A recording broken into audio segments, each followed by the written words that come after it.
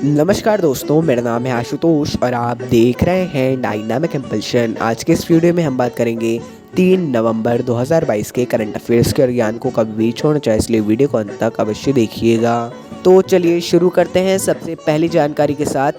केरल 25 से 28 नवंबर 2022 तक track Asia cup 2022 cycling tournament की मेज़बानी करने वाला है, जो सबसे बड़ी एशिया में साइकिलिंग स्पर्धाओं में से एक है।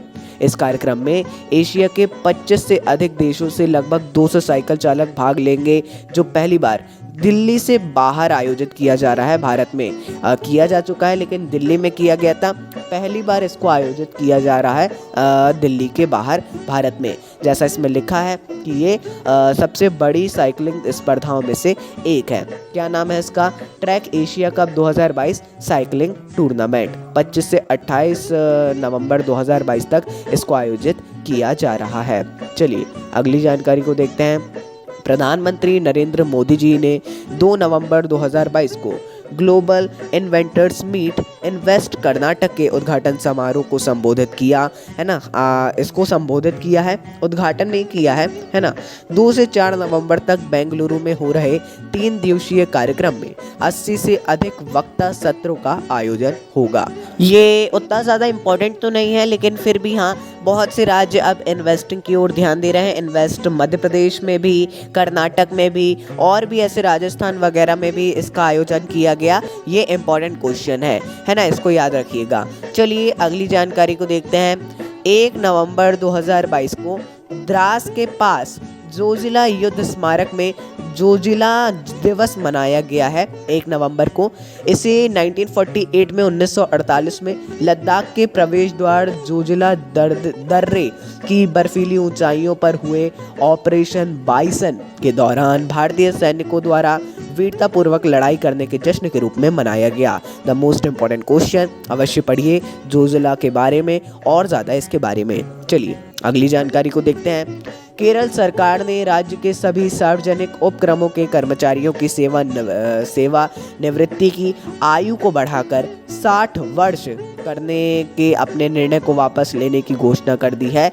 देखिए, इन्होंने पहले निर्णय लिया था कि जो सार्वजनिक उपक्रमों के कर्मचारी की सेवानिवृत्ति की जो आयु है उसको बढ़ाकर 60 वर्ष करेंगे, लेकिन अब इसको वापस ले लिया है। ये आदेश एक विशेषज्ञ समिति की सिफारिशों के अनुसार दिया गया है, जिसमें राज्य में सार्वजनिक उपक्रमों के सामान्य भुगतान वेतन ढांचे के निर्माण पर व्यापक अभ्यास किया गया है। चलिए अगली जानकारी को देखते हैं। बाकी केरल का उतना इम्पोर्टेंट तो नहीं बोलूँगा, लेकिन हाँ फिर भी मतलब ये मत समझिएगा कि बिल्कुल इम्पोर्टेंट नहीं है। चलिए आगे बढ़ते हैं। प्रधानमंत्री नरेंद्र मोदी जी ने राजस्थान में मानगढ़ धाम को राष्ट्रीय स्मारक घोषित किया। ये आ सकता है कि हाल ही में किसको घोषित किया गया, तो मानगढ़ धाम को किया गया। क्यों किया गया? 1913 में ब्रिटिश सेना द्वारा मारे गए लगभग 1500 आदिवासियों के लिए ये एक स्मारक धाम गुजरात राजस्थान सीमा पर मासवाड़ा जिले में स्थित है, जहाँ जो एक बड़ी यहाँ पर जो आदिवासी आबादी है वो निवास करती है। चलिए अगली जानकारी की ओर बढ़ते हैं। पश्चिम बंगाल सरकार की लक्ष्मीर भंडार योजना को महिला एवं बाल विकास श्रेणी में 2022 स्कॉच अवार्ड मिला है।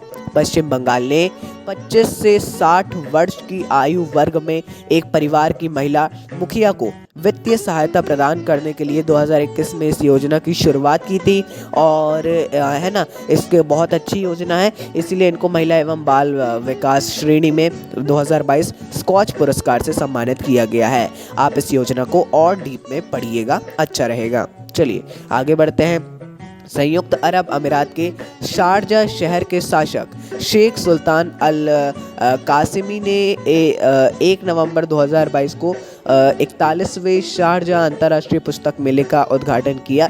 स्वयं ही किया है ना इन्होंने, और ये शारजा बुक अथॉरिटी द्वारा आयोजित किया जा रहा है, और 2 से 13 नवंबर 2022 से शारजा संयुक्त अरब अमीरात में आयोजित किया जाएगा। इंपॉर्टेंट क्वेश्चन है, इसको टिक कर लीजिए। बाकी यदि आप नोट्स बनाते हैं तो नोट्स में तो आप सभी को लिखा करिए, जो बहुत इंपॉर्टेंट, बहुत ज़्यादा इंपॉर्टेंट नहीं होते हैं उनको ना भी लिखेंगे तो चलेगा, है ना। वैसे हम लेते भी नहीं है इतने ज़्यादा जो इंपॉर्टेंट नहीं होते। विश्वविद्यालय अनुदान आयोग ने सभी उच्च शिक्षा संस्थानों को हर साल 11 दिसंबर को भारतीय भाषा दिवस मनाने के निर्देश दिए हैं। क्या है 11 दिसंबर को? ये आधुनिक तमिल कविता अग्रदूत कवि सुब्रमण्यम भारती जी की भी जयंती है।